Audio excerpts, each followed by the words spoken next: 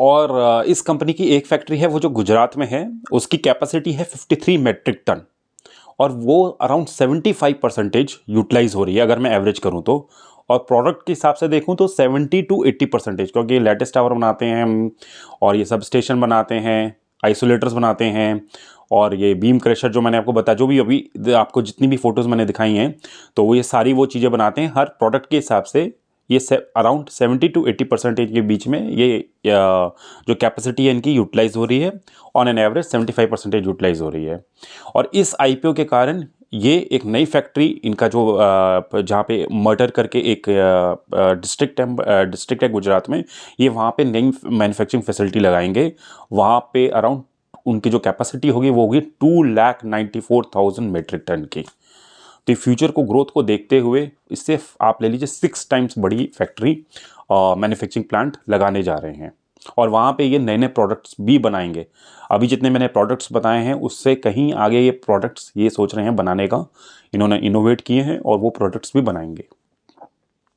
और इनकी जो अभी की फैक्ट्री है उसमें अराउंड 81 एम्प्लॉयज़ हैं, that is like they are working in that factory. अब यहाँ से हम बात करते हैं पूरी कंपनी की बात करने के बाद कि now we know about the company, हमें इनके प्लांट्स के बारे में पता है। अब हम बात करेंगे इस आईपीओ के बारे में। ये आईपीओ जैसे मैंने आपको बताया है, ये केपी ग्रुप का आईपीओ है और ये इनका 3rd आईपीओ आ रहा है और ये है केपी ग्रीन इंजीनियरिंग का आईपीओ। और इसमें ये सारे के सारी जो चीज़ मैंने आपको बताई, जो भी लेटेस्ट टावर और ये सब जो भी मैंने आपको बताया, ये दे विल मैन्युफैक्चर दैट। और ये आईपीओ मार्च 15 से मार्च 19 के बीच में रहेगा। उसके बाद ये 22 को ये लिस्ट होगा। इसका जो प्राइस बैंड रखा गया है वो रखा गया है 137 से 144 और इसमें आपको मिनिमम शेयर जो अप्लाई करना है वो है 1000। तो आपके पास मिनिमम जो प्राइस जो आपको आपके पास होना चाहिए अप्लाई करने के लिए वो होगा 1000 इंटू 144 यानी कि 1,44,000। ये एक एसएमई आईपीओ है, बीएसई पे लिस्ट होगा और ये 189.5 crore rupees the company will be getting from this IPO. और इस 189.5 करोड़ रुपीस में से सारा का सारा ये फ्रेश इशू है, प्रमोटर के पास कुछ भी नहीं जा रहा है। ये सारा का सारा पैसा कंपनी के पास ही आएगा और प्रमोटर के पास कोई ऑफिस नहीं है। तो ये एक बहुत अच्छी बात है, ये सारा पैसा कंपनी के पास आएगा और कंपनी इस 189.5 करोड़ में से 156 करोड़ रुपीस जो मैंने आपको जो प्लांट बताया है वहाँ की जो प्लांट्स एंड जो भी मशीनरी है या जो भी इनकी प्लांट एंड जो भी फैक्ट्री जो मशीन्स होंगी ये उनको लेने के लिए लेगी 156 करोड़ और जो बैलेंस होगा वो होगा जनरल कॉर्पोरेट पर्पस के लिए। तो ये that is a good thing कि ये सारा का सारा फ्रेश इशू है और सारा का सारा कंपनी पे जा रहा है। और उसके बाद अगर देखेंगे इस हिसाब से इसकी मार्केट कैपिटलाइजेशन 720 करोड़ रुपीज़ की होनी चाहिए और इसकी जो एंकर बुक थी वो 54 करोड़ की थी और वो फुल्ली सब्सक्राइब्ड हुई है। और मैंने ये भी देखा था कि वो जो सब्सक्राइब्ड हुई है उसमें सारे के सारे जो मोस्टली जो नाम आ रहे थे वो इंटरनेशनल फंड्स के आ रहे थे, चाहे वो बेकॉन हो, चाहे 3 सिग्मा हो, चाहे वो मॉर्गन स्टैनली हो, चाहे वो bank of America, bank बोफा security, उनका तो काफ़ी बोफा सिक्योरिटी ने तो काफ़ी बड़ा स्टेक लिया है इस कंपनी में। तो this was all about the IPO also details for this company. और ये कंपनी अपने प्रोडक्ट्स में काफ़ी ज़्यादा हाई क्वालिटी रखती है और कस्टमर की पूरी सेटिस्फैक्शन के ऊपर इसका पूरा ध्यान रहता है। और इस कंपनी को अगर हम और भी देखेंगे कि इन्होंने अपनी लेबॉर्ट्रीज लगा रखी हैं जहाँ पे ये प्री प्रोडक्शन टेस्ट भी करते हैं और पोस्ट प्रोडक्शन टेस्ट भी सारे के सारे चेक्स करते हैं। और इनकी जितनी भी मशीन्स हैं वो सारी की सारी सीएनसी मशीन्स हैं। यानी सीएनसी मशीन्स क्या होती हैं, वो मशीन्स जो न्यूमेरिकल्स और जो बिल्कुल जिसमें आप जो फीड करेंगे डेटा, जो भी जिस तरह से डिज़ाइन करेंगे उसी तरीके से वो बताएगी, उसी तरीके से वो मतलब कि वो काम करेगी। तो मैनुअल इंटरवेंशन उसमें काफ़ी कम रहता है।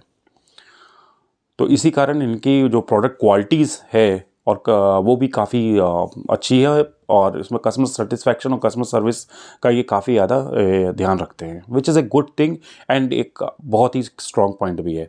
और साथ ही साथ ये इंफ्रास्ट्रक्चर में भी हैं। तो इंफ्रास्ट्रक्चर में जैसे कि आप देख रहे हैं, जैसे सोलर्स में अब तो सोलर पैनल लग रहे हैं। प्राइम मिनिस्टर मोदी जी ने 1 करोड़ के बारे में हाउसेस के बारे में बोला है कि वहाँ पे सोलर रूफटॉप होने चाहिए। ये भी इनके लिए ग्रोथ फैक्टर है। आने वाले टाइम पे विंड एनर्जी से भी हम इलेक्ट्रिसिटी निकालेंगे, ये भी इसमें है। उसके बाद पावर के लिए जो अब तो पावर तो डिमांड जो कंजम्पशन है वो हमारी काफ़ी अच्छी बढ़ रही है। तो इनके जो लेटेस्ट टावर है वो भी काफ़ी अच्छी तरफ बढ़ेंगे। फिर इनके जो टेलीकॉम्स हैं उसमें 4G 5G गोइंग फॉरवर्ड अब तो बहुत अच्छी तरह से नेटवर्क्स आ रहे हैं, तो वो टेलीकॉम इसमें भी बढ़ेंगे। और जो इनके बीम क्रशर जो मैंने आपको दिखाए थे, जो बीम क्रशर होते हैं जैसे कि एनिमल्स को क्रॉस ना करें, तो रेलवे ट्रैक इन्हें 1 लाख किलोमीटर तक गवर्नमेंट का ये रेलवे का ट्रैक है, और जो लगाने हैं इनको गवर्नमेंट को, तो उसमें उनको भी काफ़ी अच्छा एक order like they can also get.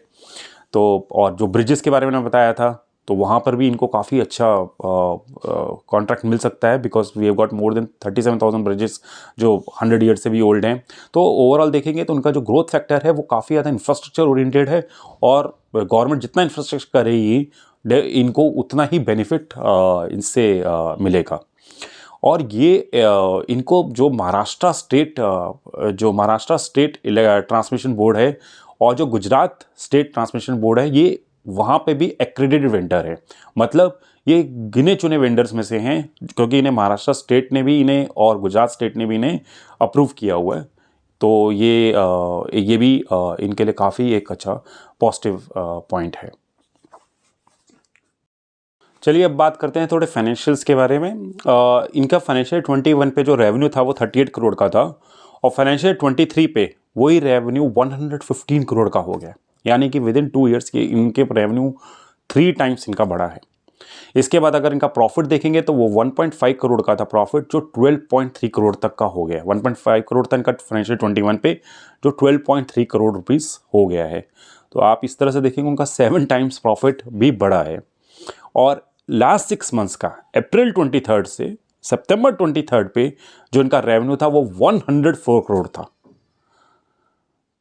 और इनका जो प्रॉफिट था वो 11 करोड़ था। तो आप देखेंगे जो लगभग इन लोगों ने जो पूरे फाइनेंशियल 23 का जो रेवेन्यू था वो लगभग इन्होंने फाइनेंशियल 20 जो फाइनेंशियल 24 के जो 6 महीने हैं उसी में लगभग ये उसके पास पहुंच चुके हैं। तो इस तरह से ये काफ़ी एक ग्रोइंग कंपनी भी है। और अगर आप इनके ऑर्डर बुक देखेंगे, इनके पास 1 ईयर की ऑर्डर बुक है। इनके पास अराउंड 233 करोड़ की ऑर्डर बुक है। कोई 69 इनके पास 69 जगह से जो इनके पास ये ऑर्डर बुक आई है, 69 ऑर्डर्स हैं, और उसकी टोटल वैल्यू है 233 करोड़ रुपीज़। और इनको एक ऑर्डर को फुलफिल करने में अराउंड 2 मंथ्स लग जाते हैं, दैट इज़ द पीरियड। तो ये डेफिनेटली अगर देखे जाएगा तो मेरे ख्याल से नेक्स्ट ईयर तक इनकी ऑर्डर बुक ये काफ़ी हद तक ये कंप्लीट भी कर सकते हैं।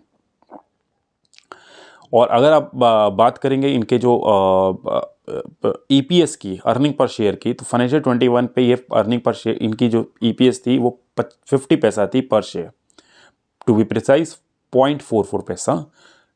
ये 3 रुपीज़ 50 पैसा हो गई। 7 टाइम्स ये अर्निंग इनकी बढ़ी है पर शेयर के हिसाब से। तो अगेन ये एक बहुत ही एडवांटेज है कि कंपनी ग्रो कर रही है, कंपनी अपने थोड़े कॉस्ट को भी बचा रही है, तभी उसकी अर्निंग बढ़ी है, अर्निंग पर शेयर उसके इतने अच्छे बढ़ रहे हैं। और फिर अगर इनकी रिटर्न देखेंगे, जो इनका पैट मार्जिन है वो अराउंड 11% के करीब इनका पैट मार्जिन है, और इनका रिटर्न ऑन इक्विटी और return on capital employed 30% plus है। तो ये अपना जो भी अपने कैपिटल एम्प्लॉयड है या अपने जो भी फैक्ट्रीज़ हैं उसमें से काफ़ी अच्छा ये रिटर्न निकालते हैं, तो which is again a good thing.